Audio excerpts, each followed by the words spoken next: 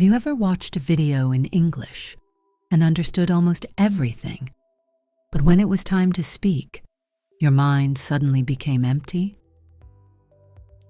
You know words, you understand sentences, you recognize grammar. But speaking still feels difficult. This happens to you. You are not alone. Hello, everyone, and welcome back to my Slow English podcast.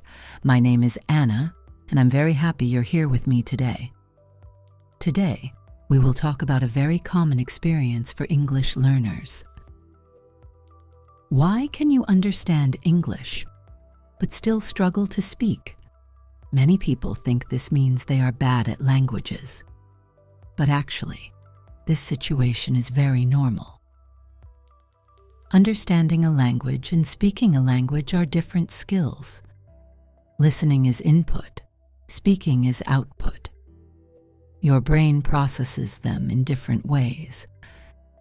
Think about music. You can listen to music every day without knowing how to play piano. Because listening and performing are different abilities, language works in a similar way. Many learners spend years listening to English, reading English, studying grammar, and memorizing vocabulary. But they spend very little time producing English themselves. So their brain becomes good at recognizing English, but not creating English naturally. Another important reason is fear. Many learners are afraid of making mistakes. They want perfect grammar, perfect pronunciation, perfect sentences. So before speaking, their brain tries to check everything. Is this grammar correct? Am I using the right tense? What if I sound strange? And this creates stress. Stress slows down communication. Sometimes learners know the answer, but fear blocks the words. This is why speaking practice must feel safe and relaxed. Children learn language differently. Children do not wait for perfect grammar before speaking. They speak immediately.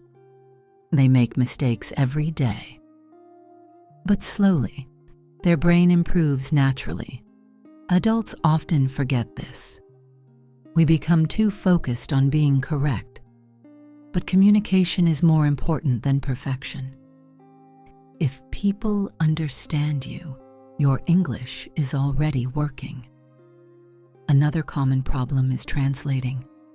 Many learners first create a sentence in their native language and then translate it into English. This makes speaking slower and much more stressful. Real fluency begins when your brain starts thinking directly in English. Not perfectly, just naturally. So how can we build this skill?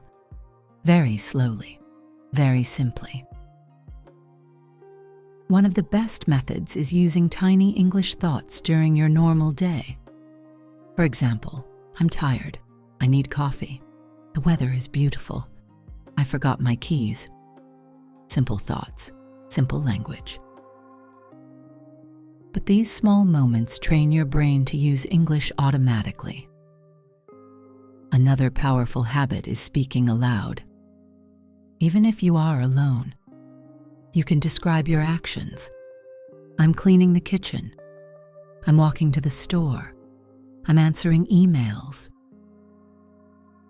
This helps your brain connect English to real life. And real-life English is easier to remember. Many learners believe they need complicated vocabulary to sound fluent. But most real conversations use simple language. Fluent speakers are not always using difficult words. Very often, they are simply comfortable using simple English naturally. Comfort is important. Because relaxed speaking helps your brain respond faster. And this is also why listening is so powerful. When you hear English every day, your brain starts recognizing patterns automatically. You stop translating every word. English begins feeling familiar. And one day, something surprising happens. A sentence appears in your mind automatically, without translation. This is a very important moment. It means your brain is beginning to think directly in English. But please remember, this process takes time. Many learners want fluency immediately. But language learning is not a race. Your brain needs repetition, patience, consistency. Sometimes progress feels invisible. You practice every day, but still feel slow. You listen every day, but still miss words. And maybe you think, I am not improving. But your brain is still learning. Small daily practice creates new connections slowly. And one day, you suddenly realize that English feels easier than before. You understand more. You answer faster. You feel calmer while speaking. This is real progress. Not perfect progress, real progress. Another important thing is confidence.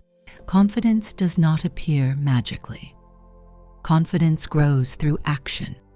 Every small conversation helps. Every sentence helps. Every mistake helps. Mistakes are not proof that you are failing. Mistakes are proof that you are practicing. So please, do not stay silent while waiting for perfect English. Speak slowly, speak simply, speak imperfectly. Because speaking practice is what creates fluency.